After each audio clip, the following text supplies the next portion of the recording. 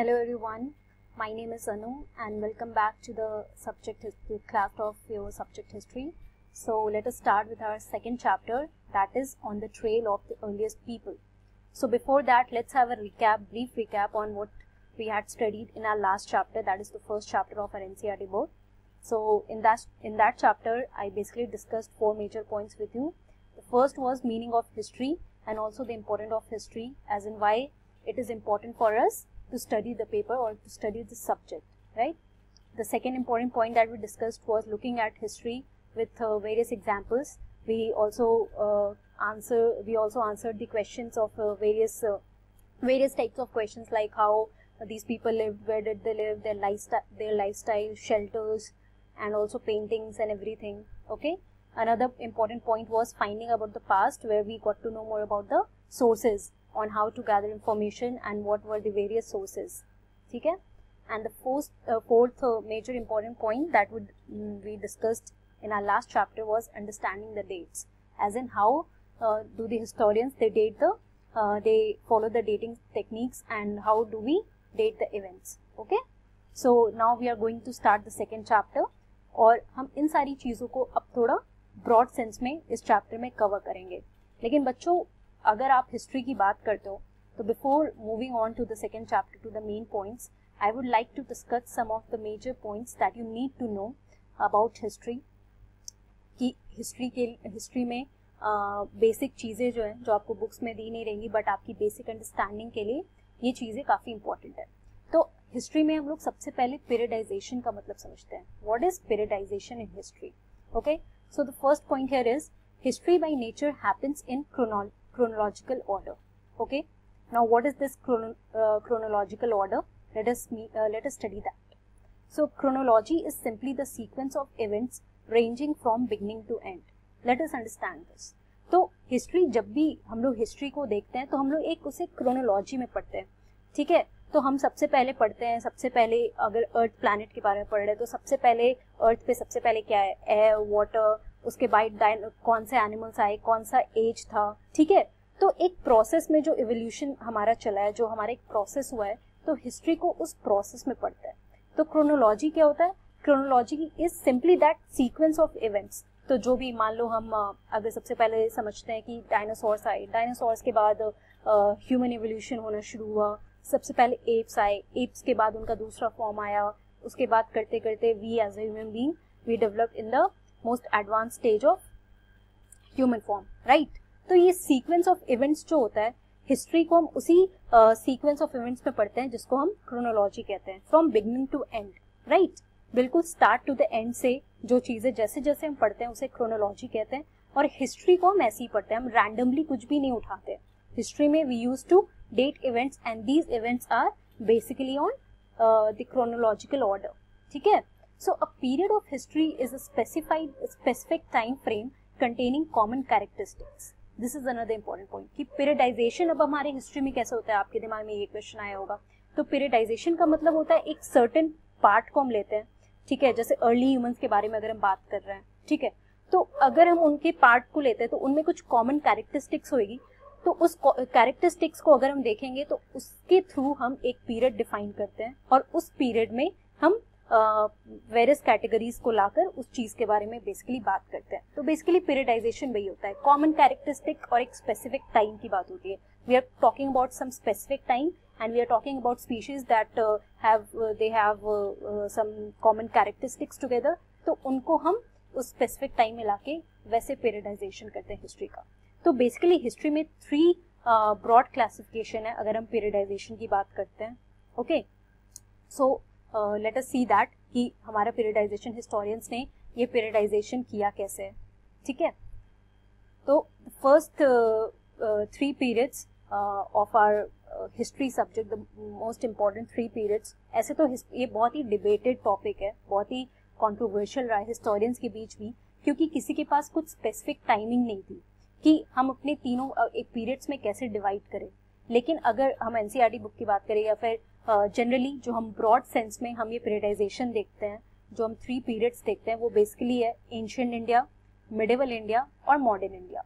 अब हम एक एक करके समझते हैं कि एंशिएंट इंडिया के अंदर कौन से टाइमिंग तक हम बात कर रहे हैं, कौन सा स्पेसिफिक टाइम है जो एंशिएंट इंडिया का है, मिडिवल इंडिया का कौन सा है और मॉडर्न इंडिया का कौन सा है।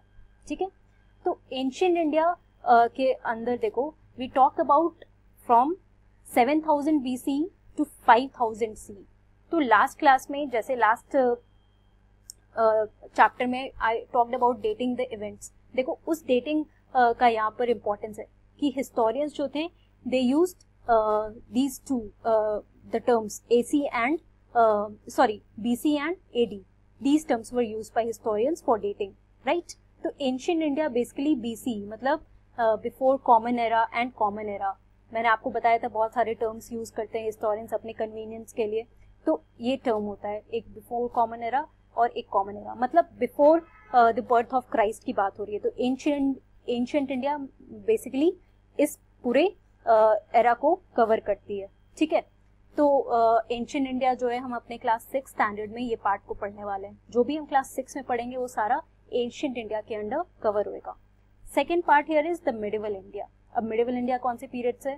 It is from 1200 to 1500 common era, मतलब कि अब बर्थ ऑफ क्राइस्ट के का जब टाइमिंग हुआ है तो उस टाइम से लेके 1200 से लेके 1500 तक की जब हम बात करते हैं तो मिडिवल एरा की बात कर रहे हैं। और हम मिडिवल इंडिया का डिस्क्रिप्शन कहाँ करेंगे? हम इसे क्लास 7 की जब हम हिस्ट्री पढ़ेंगे तो उसमें हम मिडिवल इंडिया के बारे में will talk more about what happened in our medieval India, right? Now third one is modern India. So modern India को भी दो कैटेगरी में डिवाइड किया गया है। फर्स्ट इज अर्ली मॉडर्न जो 1500 से 1850 तक है, और उसके बाद मॉडर्न इंडिया आता है जब ब्रिटिश राज और हम इंडियाज इंडिपेंडेंस की बात करते हैं, प्री इंडिपेंडेंस तक का। तो देखो ये डेट्स और ये सारी कैटेगराइजेशन देखकर डरो मत, काफी सिंपल है। 3 पार्ट याद रखो कि हिस्ट्री को 3 पीरियड्स में डिवाइड किया गया है for convenience, for avoiding confusion. ठीक है, first is ancient India, second is medieval India and the third is modern India.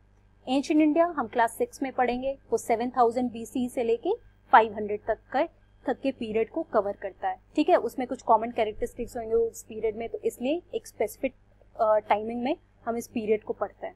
ठीक है, वैसे ही मिडिवल इंडिया हो गया जो कि 1200 से लेके 1500 तक का है, और थर्ड पार्ट है मॉडर्न इंडिया, तो हम वो बाद में कवर करेंगे। तो ये हमारा पहला जो क्लास 6 में जो भी हम बातें करेंगे वो आप समझो हम एंशिएंट इंडिया की बात कर रहे हैं। ठीक है, now let us see a brief timeline of ancient India. तो ये बहुत सालों के पहले से बात होता है। इसमें देखो बहुत सारे एजेस, 4 लाख BC से 2500 BC के टाइम पे जाओ, पैलियोलिथिक एज, मेसोलिथिक एज और नियोलिथिक एज हमारे सब कॉन्टिनेंट में है।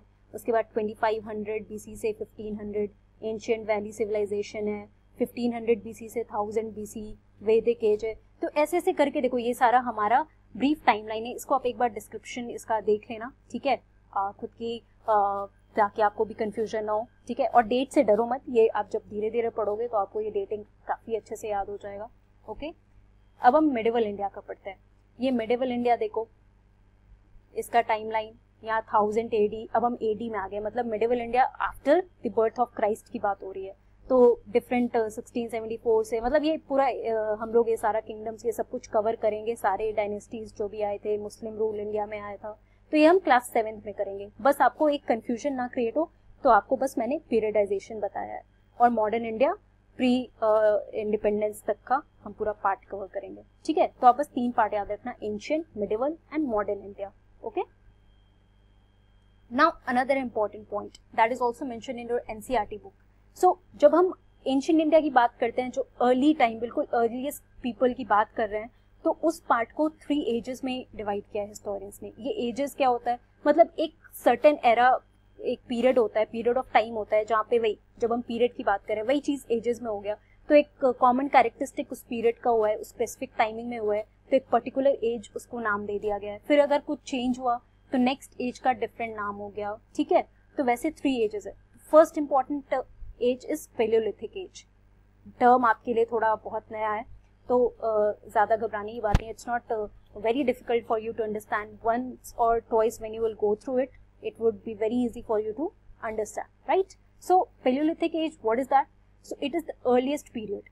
Now Paleolithic word, it is derived from 2 Greek words, paleo, which means old, and lithos, which means stone. तो इस पीरियड को हम लोग स्टोन, ओल्ड स्टोन एज भी कहते हैं। तो इस टाइम पे, इस पीरियड में बेसिकली बहुत ओल्ड स्टोन, जो बहुत पुराने टाइम में जो स्टोन्स होते थे, वो स्टोन्स की डिस्कवरी इस पीरियड में हुई थी, यूसेज इस पीरियड में हुआ था। एक कॉमन कैरेक्टरिस्टिक इससे मिलता है। तो बेसिकली पैलियोलिथिक को हम लोग ओल्ड स्टोन एज कहते हैं।